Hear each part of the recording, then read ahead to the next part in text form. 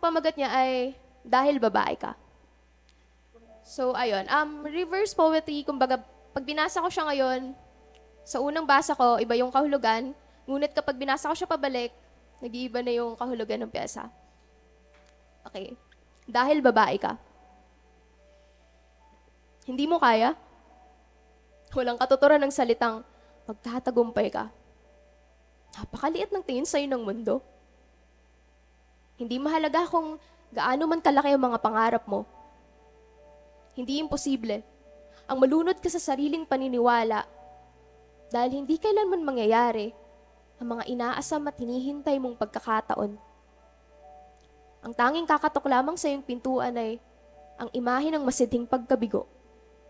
O sa iyo ay ipapakita na walang sapat na espasyo ang mga babae sa mundo. Hindi makabuluhan na higit pa ang mga kaya mong gawin. Kailangan mong paniwalaan na mananatili kang nasa likuran.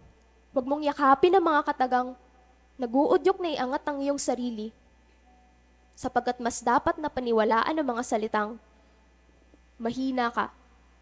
Hindi mo kaya. Hindi mo kaya dahil babae ka. Huwag kang magpapalin lang sa kasinungalingan na tulad ng mga lalaki ay kaya mo rin.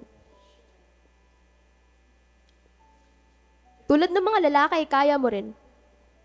Huwag kang magpapalin lang sa kasinungalingan na mahina ka. Hindi mo kaya dahil babae ka, sapagkat mas dapat na paniwalaan ang mga salitang naguudyok na iangat ang iyong sarili. Huwag mong yakapin ang mga katagang mananatili kang nasa likuran. Kailangan mong paniwalaan na higit pa ang mga kaya mong gawin.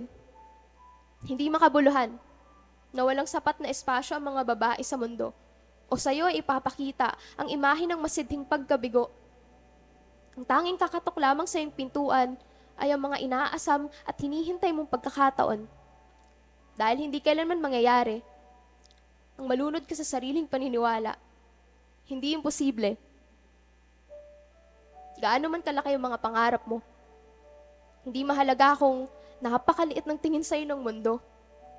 Magtatagumpay ka. Walang katuturan ng salitang hindi mo kaya. So, ayun po yung pangalawang pyesa ko. And yun na rin yung last.